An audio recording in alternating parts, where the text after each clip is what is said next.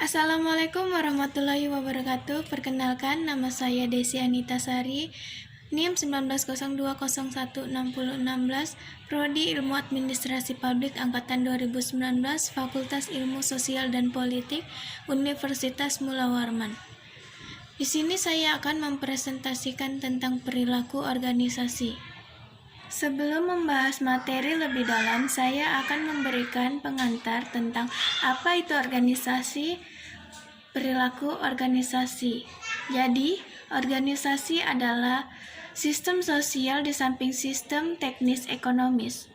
Perilaku organisasi adalah telaah dan penerapan pengetahuan tentang bagaimana orang bertindak di dalam organisasi.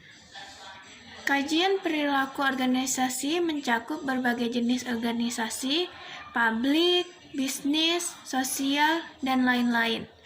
Selanjutnya, kita akan membahas tentang unsur pokok perilaku organisasi. Saya akan menjelaskan satu persatu. Unsur yang pertama yaitu manusia atau individu. Dalam unsur manusia atau individu terdapat 5 poin, yaitu orang-orang membentuk sistem sosial intern organisasi, terdiri dari orang-orang dan kelompok besar kecil, dan kelompok formal informal. Kelompok bersifat dinamis. Orang dalam organisasi adalah makhluk hidup yang berjiwa, berpikiran, dan berperasaan. Organisasi dibentuk untuk melayani manusia, bukan sebaliknya. Orang hidup untuk melayani organisasi. Yang kedua yaitu unsur struktur. Dalam unsur struktur terdapat 3 poin, yaitu menentukan hubungan resmi orang-orang di dalam organisasi, perbedaan struktur yaitu perbedaan tugas dan wewenang, perilaku orang dalam organisasi dibatasi dan ditentukan oleh struktur. Unsur yang ketiga yaitu teknologi, merupakan instrumen yang berpengaruh signifikan dalam proses penyelesaian pekerjaan. Dan unsur yang terakhir yaitu lingkungan. Menurut Warren Bennis, tidak ada organisasi yang terbebas dari pengaruh lingkungan.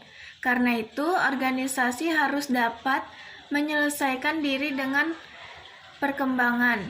Selanjutnya, memahami lebih mendalam atau konsep dasar terdiri dari hakikat manusia, hakikat organisasi, dan hasil.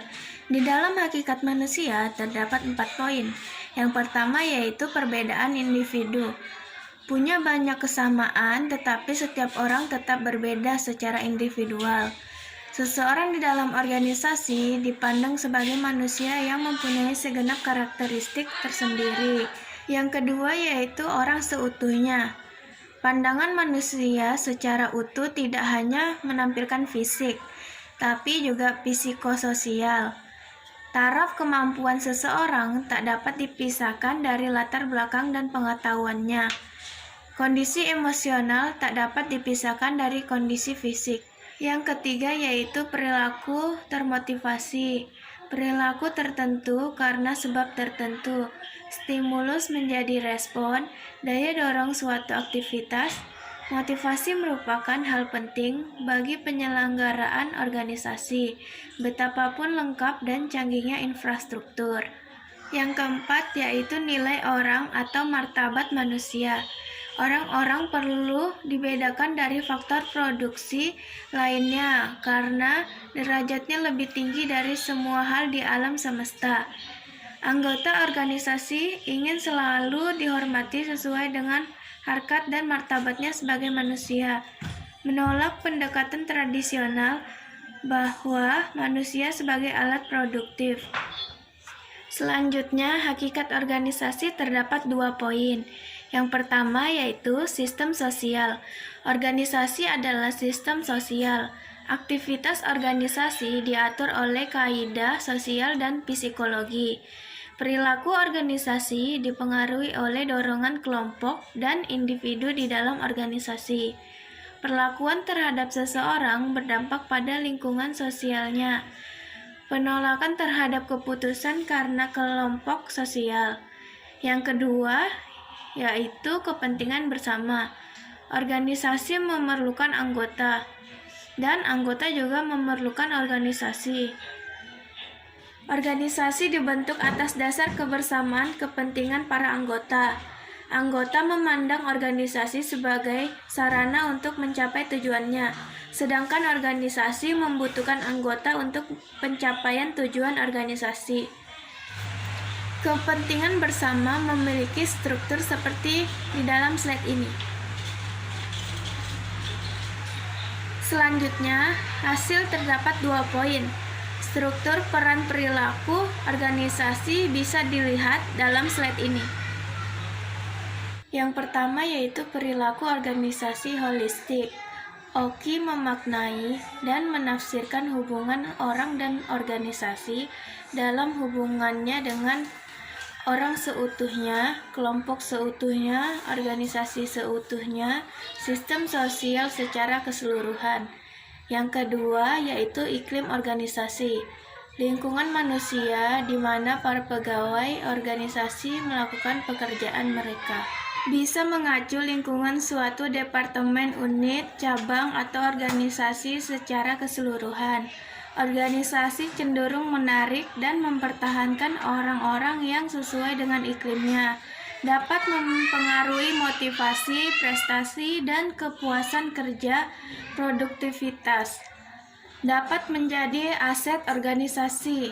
Selanjutnya tentang unsur iklim yang menyenangkan terdiri dari 9 poin, yaitu kualitas kepemimpinan, komunikasi ke atas dan ke bawah, perasaan melakukan pekerjaan yang bermanfaat, tanggung jawab, imbalan yang adil, tekanan pekerjaan yang nalar, adanya kesempatan, pengendalian struktur dan birokrasi yang menalar, keikutsertaan.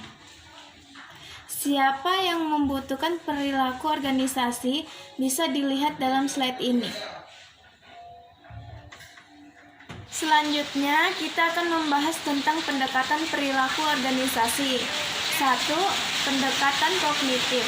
Menekankan aspek pemikiran manusia dan mengasumsikan bahwa perilaku adalah purposif, yaitu diarahkan dan berorientasi pada tujuan. Proses kognitif seperti harapan dan persepsi membantu menjelaskan perilaku. 2. Pendekatan behavioristik.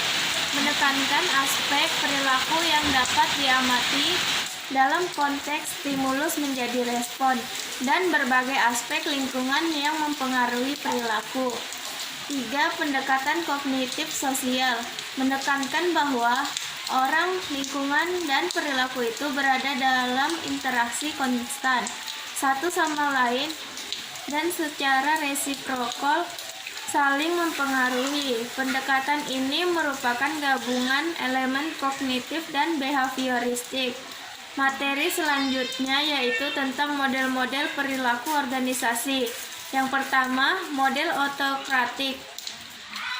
Orang yang duduk dalam posisi pimpinan memiliki kekuasaan untuk memerintah berdasarkan wewenang formal.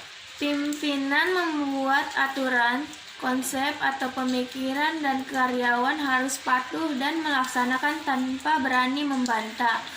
Meskipun aturan, konsep, atau pemikiran pimpinan tidak sesuai dengan keinginan mereka. Akibat psikologis, model ini adalah ketergantungan karyawan terhadap atasan. Yang penting loyal dan prestasi kerja juga minimal. Yang kedua, model kustodial. Model ini mengedepankan program kesejahteraan, pemberian berbagai bonus, sehingga karyawan merasa aman. Karyawan diperkenankan membuat organisasi buruh atau karyawan untuk memperjuangkan aspirasi mereka.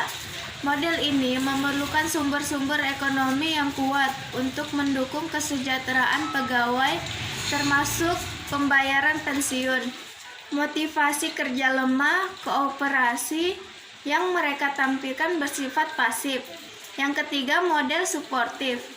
Manajemen tidak mengandalkan sumber-sumber ekonomi, keuangan, atau bonus dalam memotivasi pegawai. Orientasi manajerial membantu meningkatkan motivasi pegawai. melalui kepemimpinan yang memberikan kesempatan agar pegawai dapat mengerjakan tugas sesuai kapasitas masing-masing. Asumsi pimpinan bahwa setiap karyawan tidak akan menentang keinginan organisasi sejauh pimpinan dapat membimbing dan mengarahkan mereka untuk berpartisipasi sesuai kemampuan masing-masing. Dan yang terakhir, model kolegial. Model ini mengandalkan pada kemampuan manajemen membangun perasaan kemitraan dengan para pegawai. Dengan cara ini, pegawai merasa dibutuhkan dan berguna. Pimpinan lebih dianggap sebagai mitra kerja, bukan sebagai atasan, sehingga hubungan kerja tidak kaku. Model ini menghasilkan disiplin diri dan rasa bertanggung jawab dari pegawai karena pegawai tidak dianggap sebagai alat produksi semata. Sekian dari saya, kurang lebihnya mohon dimaafkan. Wassalamualaikum warahmatullahi wabarakatuh.